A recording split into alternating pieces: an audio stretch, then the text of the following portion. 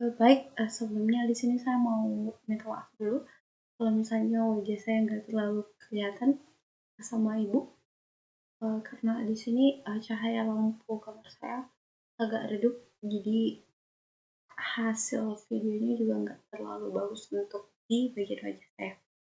Nah, di sini saya akan membuat video tutorial cara uji one sample t-test, uji pair sample t-test, uji pair sample t-test berdasarkan kelas eksperimen dan kelas kontrol, uji one ANOVA, dan ada uji berpasangan MANOVA. Menggunakan aplikasi IBM SPSS Statistik untuk memenuhi tugas final mata kuliah Statistik Ekonomi. Uji yang pertama kita akan melakukan uji one sample t-test. Kita buka dulu soalnya. Di sini seorang peneliti membuat dugaan yang menyatakan bahwa nilai rata-rata hasil belajar yang aktif di OSIS adalah 75. Untuk membuktikan hal tersebut, peneliti memilih secara acak atau random 10 siswa yang aktif di OSIS. Adapun nilai rata-rata hasil belajar ke 10 siswa tersebut adalah sebagai berikut. Nah, di sini sudah ada rata-rata hasil belajar 10 siswa. Selanjutnya kita langsung buka saja aplikasi SPSS-nya. Di sini kita ke variable view, kemudian untuk name-nya kita ketik hasil. Kemudian untuk desimalnya kita sama dengan 0. Selanjutnya untuk labelnya kita ketik hasil belajar.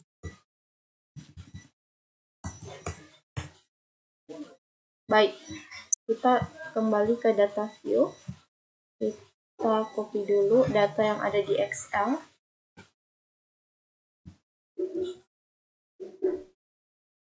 Kemudian kita paste.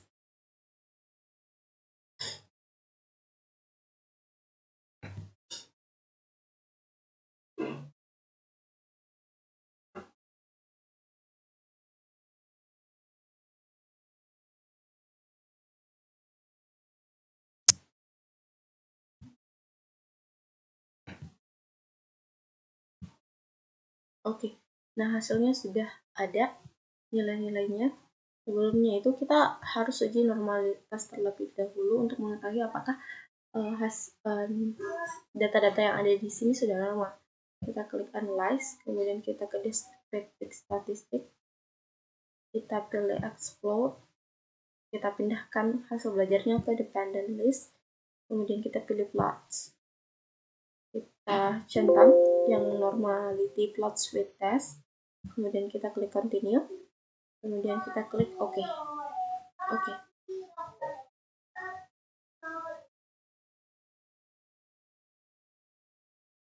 Nah, oke.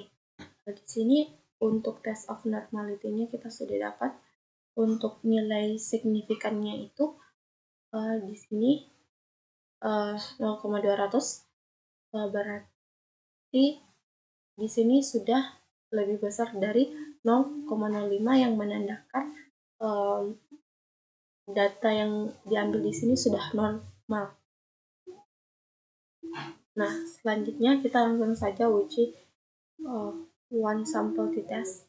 Kita klik analyze, kemudian kita pilih compare means, kemudian kita pilih one sample t-test. Kita pindahkan hasil belajarnya ke test variable. Kita lihat dulu optionnya. Oke, sudah 95%. Nah, untuk base value-nya di sini 75 karena di soalnya nilai rata-rata hasil belajar yang aktif biasanya adalah 75. Oke, selanjutnya kita klik OK. Nah,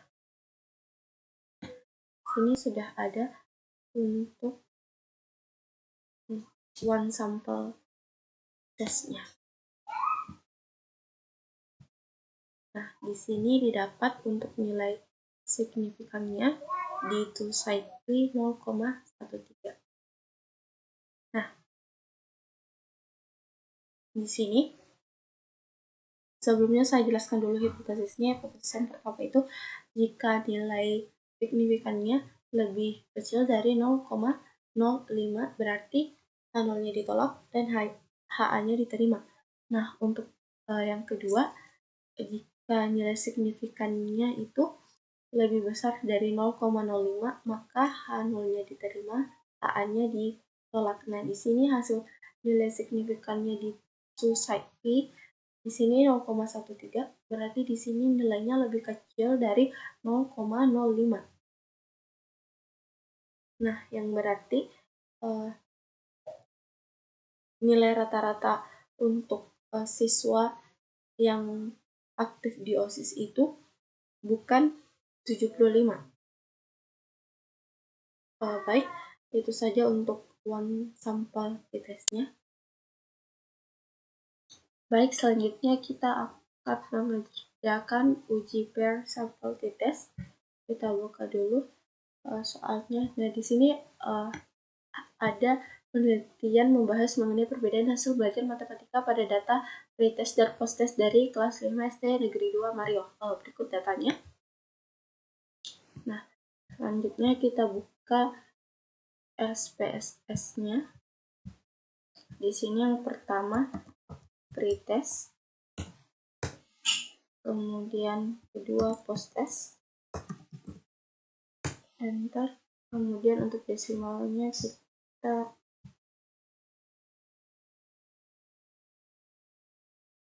no, di sini juga no. Nah, untuk labelnya tetap pakai pretest dan posttest. Oke.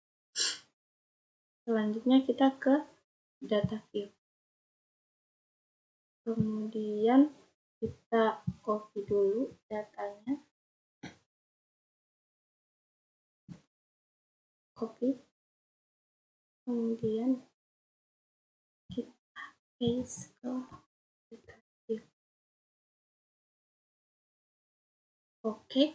Nah, selanjutnya langsung saja kita cari uji pair sampel t-testnya. Kita klik analyze, kemudian pilih compare means, kemudian pilih pair sampel t-test. Oke, kemudian kita pindahkan. Oke, selanjutnya posttest. Nah, kita lihat dulu optionnya apakah sudah 95%. Continue. Kemudian kita klik oke. Nah, ini sudah ada. Baik, untuk selanjutnya kita akan melakukan uji pair sampel t-test menggunakan kelas eksperimen dan menggunakan kelas kontrol. Nah, kita buka dulu soalnya. Di sini penelitian mengenai penggunaan metode pembelajaran problem based learning atau PBL terhadap hasil belajar siswa pada mata pelajaran statistik. Berikut data yang didapatkan. Di sini untuk kelas eksperimennya, untuk pretest dan posttest, dan untuk kelas kontrolnya ada pretest dan posttest. Nah, selanjutnya kita buka saja aplikasi SPSS-nya. Nah, di sini kita ke variable view. Di sini yang pertama itu ada pretest di kelas eksperimen. Kita singkat saja jadi rex.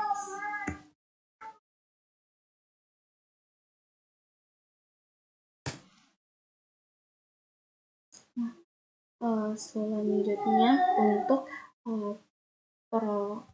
posttest di kelas eksperimen kita singkat aja jadi posttest.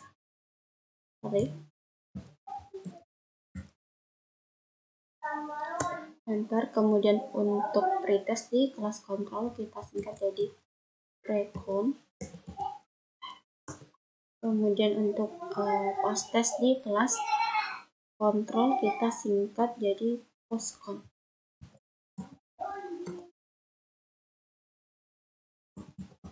Oke. Nah, di sini untuk desimalnya kita ambil 0 saja.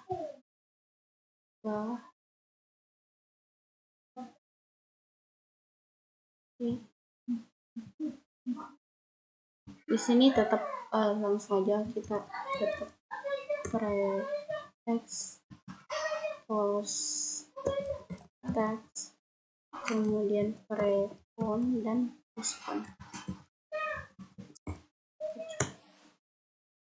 Nah, selanjutnya kita ke data view. Nah, di data view kita lanjut, kita copy semua data yang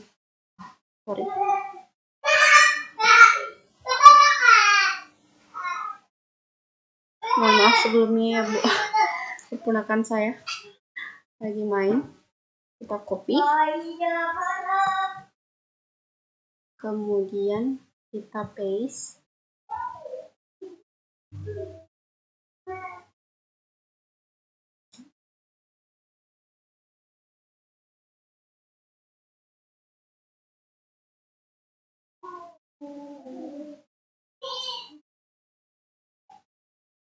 Oke. Nah, selanjutnya udah ada semuanya untuk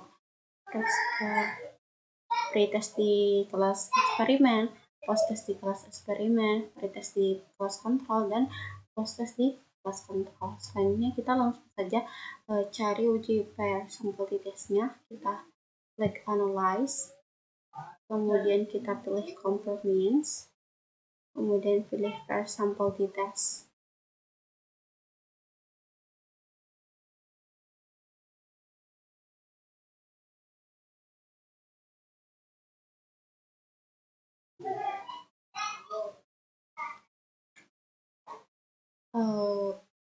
Mungkin mohon maaf ya Ibu, laptopnya loading, jadi untuk menampilkan step selanjutnya mungkin butuh beberapa waktu.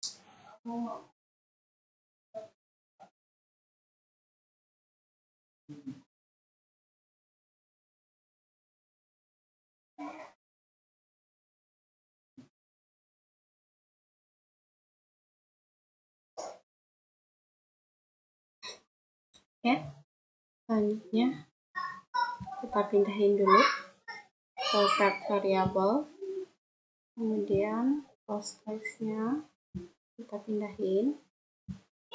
Oke.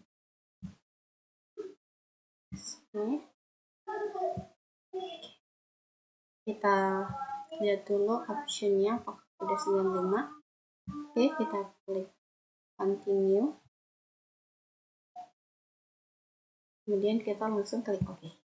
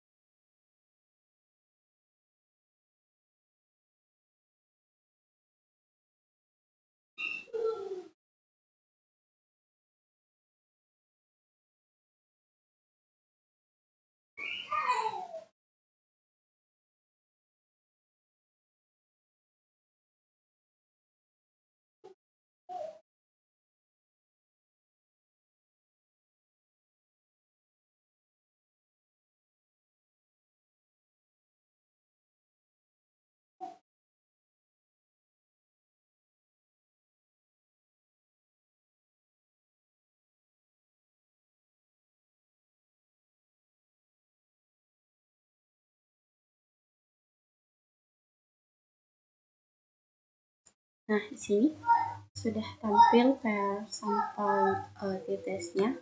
Kita sudah dapat untuk nilai signifikannya. Di sini nilai signifikan dari choose side B itu 0,01, berarti ini lebih kecil dari 0,5 yang menandakan ternyata ada perbedaan besar antara post-test dan pre-test baik di kelas eksperimen maupun di kelas kontrol yang mempengaruhi hasil ujian statistik dari kelas yang diuji. Baik, selanjutnya kita akan menguji untuk one way ANOVA. Baik, uji selanjutnya yaitu uji one way ANOVA. Di sini kita buka dulu untuk soalnya. Di sini efektivitas 3 model pembelajaran yaitu A1 ini pemecahan masalah, A2 discovery learning, dan A3 inquiry terlihat dari skor prestasi belajar matematika ketiga kelompok yang dilaksanakan dengan metode pembelajaran tersebut. Dan data yang diperoleh di sini prestasi belajarnya. Kemudian di model pembelajarannya itu yaitu nomor 1 itu melambangkan A1 atau model pembelajaran pemecahan masalah, dan yang nomor 2 itu melambangkan A2 yaitu discovery learning, dan nomor 3 itu melambangkan A3 yaitu inquiry. Nah, selanjutnya langsung saja kita buka aplikasi SPSS-nya. Nah, di sini kita ketik hasil belajar. Oke, selanjutnya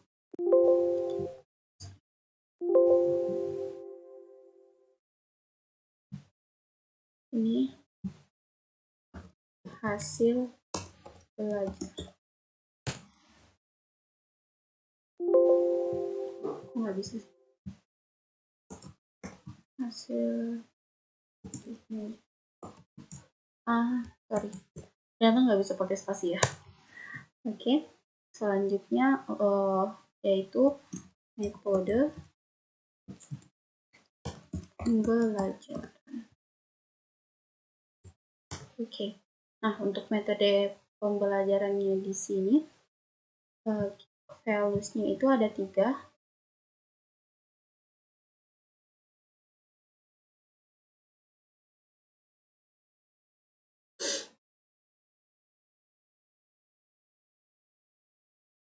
Sekali lagi mohon maaf ya Bu, soalnya laptopnya agak lemot, jadi untuk tahap selanjutnya juga lumayan memakan waktu.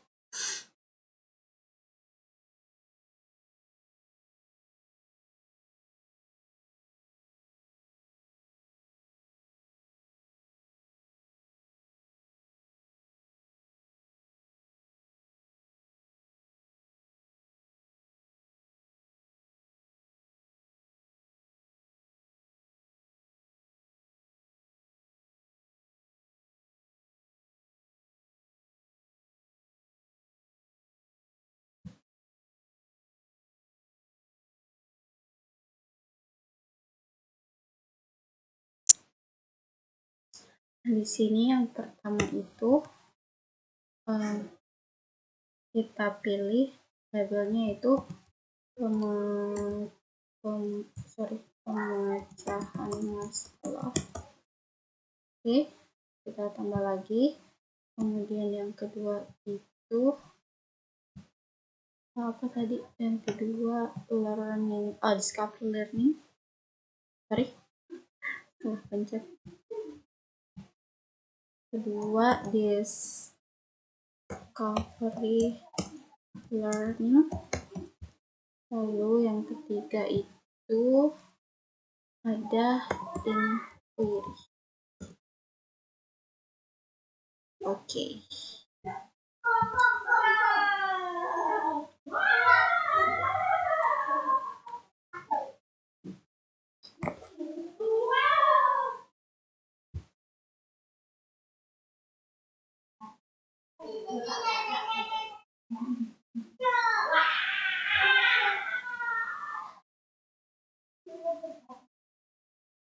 Nah, di sini untuk denominal di sini scale. Kemudian kita ke data view. Di data view kita ke Excel dulu untuk copy semua data yang ada.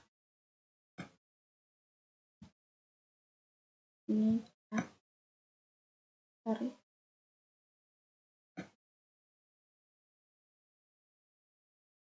Oke, kita tinggal copy, kemudian kita paste.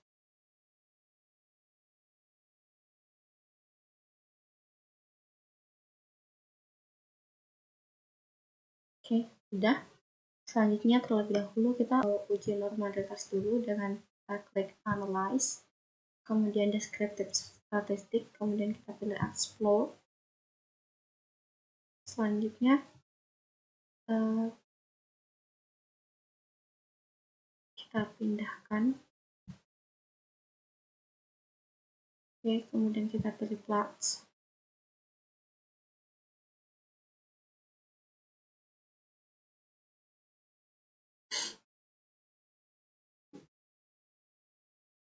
Kita pilih checklist normality to fit task, klik continue, kemudian kita lihat optionnya.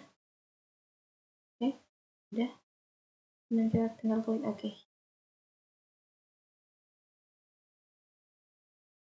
Oke, masih running untuk hasilnya.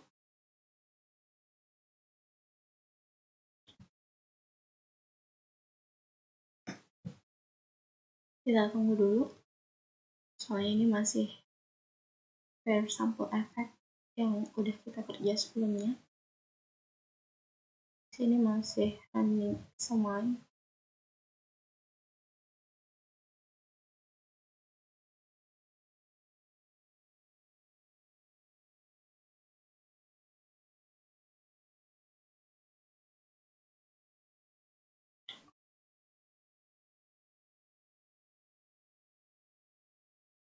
Oke, udah.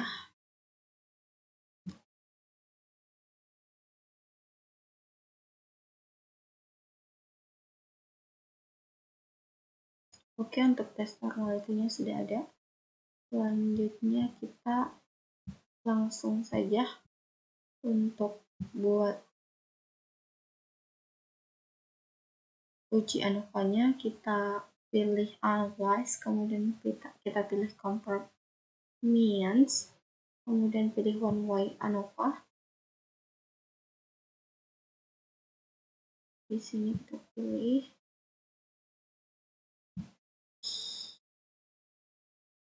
kita lihat crosstalk-nya dulu.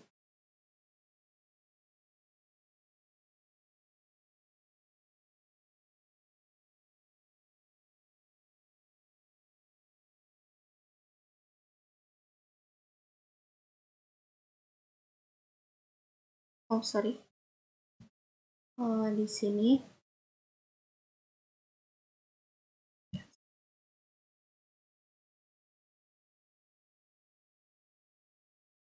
baik, selanjutnya untuk uji ANOVA-nya kita klik analyze, kemudian kita pilih convergence, kemudian pilih one way ANOVA. Di sini untuk hasil belajarnya kita ke dependent list, kemudian untuk metode pembelajarannya bawa ke vector, kemudian kita pilih klik post-hoc.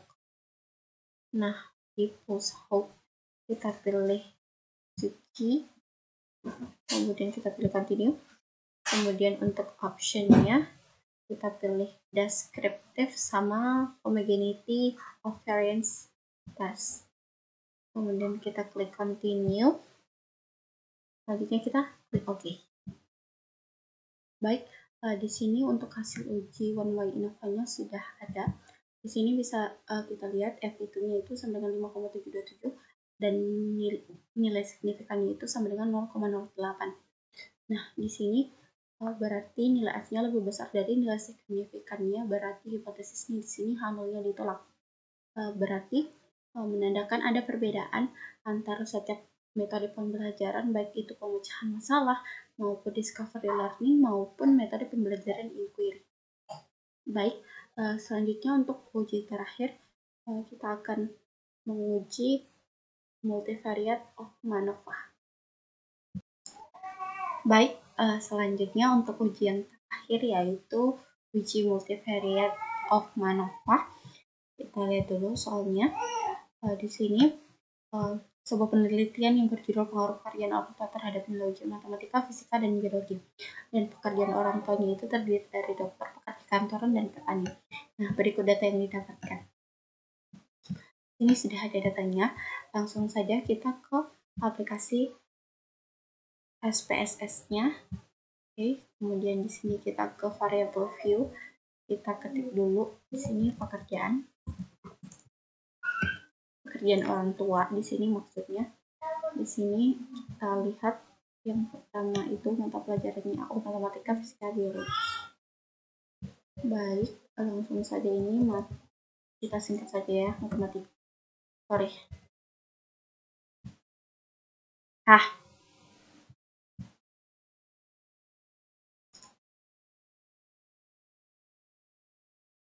Baik, di sini untuk ujian terakhir yaitu uji multivariate of MANOVA.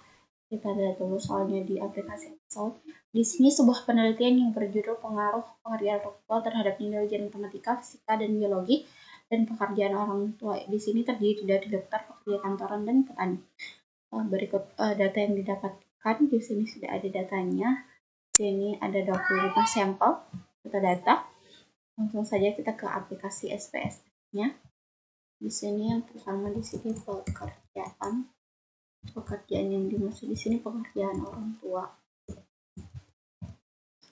Oke, kemudian untuk values-nya kita tambah.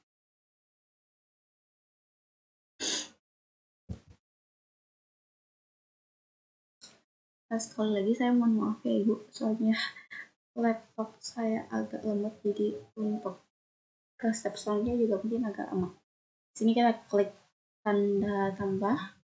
Kemudian untuk value-nya yang pertama di sini ada petani. Kemudian kita tambah 2 itu pekerja. Di sini kantoran saja. Kantoran, lalu yang ketiga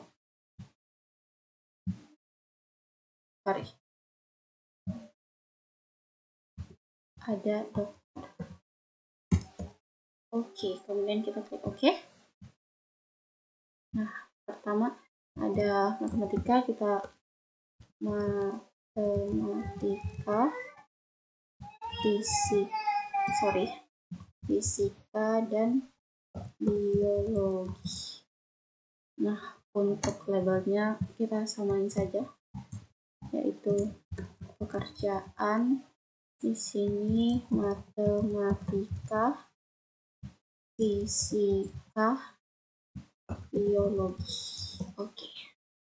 Nah, untuk desimalnya kita nolkan semua. Nol. Sini juga kita nolin aja. Oke, sorry. Nol. Kemudian di sini juga. Nah, untuk measure-nya di sini nominal. Di sini, scale juga. Scale. Oke, selanjutnya kita pindah ke data view. Nah, di data view kita balik lagi ke Excel untuk ngambil semua data. Oh ya, di sini saya lupa mohon maaf. Di yang pekerjaan nomor 1 itu adalah petani, pekerjaan nomor 2 itu adalah pekerja kantoran, dan pekerjaan nomor 3 itu adalah. Oke, kemudian kita balik ke aplikasi SPSS-nya. Butuh waktu lama untuk merespon. Oke, kita paste. Nah, oke. Setelah itu langsung saja kita klik analyze, kemudian kita ke general linear model, kita pilih multivariate. Nah, kita pindahin matematikanya ke dependence variable, fisikanya kita pindahkan ke dependent variables, biologinya kita pindahkan juga ke dependent variables, dan pekerjaannya kita pindahkan ke fixed factor. Nah, selanjutnya untuk model,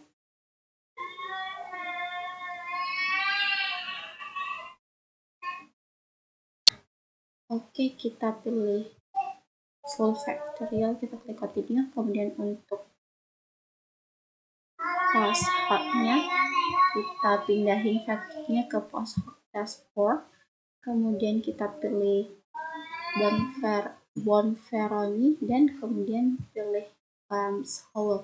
Di sini maksudnya kalau misalnya hasilnya itu lebih dari 0,05 kita pakainya Bonferroni, tapi kalau misalnya kurang dari 0,05 kita pakai James Howell. Kita klik continue. Nah, selanjutnya untuk optionnya kita tetap pilih descriptive statistic seperti biasa, kemudian kita pilih absolute power dan homogeneity test. Kemudian kita klik continue. Selanjutnya langsung kita klik OK. Oke. Nah, di sini udah selesai untuk uji multivariate untuk MANOVA. Multivariate testnya.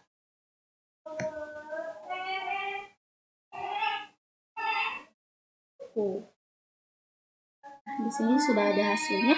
Baik, mungkin untuk itu saja dari uji one sample t-test, uji pair sample t-test, uji pair sample t-test menggunakan kelas eksperimen dan kelas kontrol, dan uji one way ANOVA, dan yang terakhir di sini ada uji multivariate MANOVA. Baik, itu saja dari saya. Mohon dan kurangnya, lebih dan kurangnya mohon dimaafkan. Wabillahi taufiq wal hidayah. Assalamualaikum warahmatullahi wabarakatuh.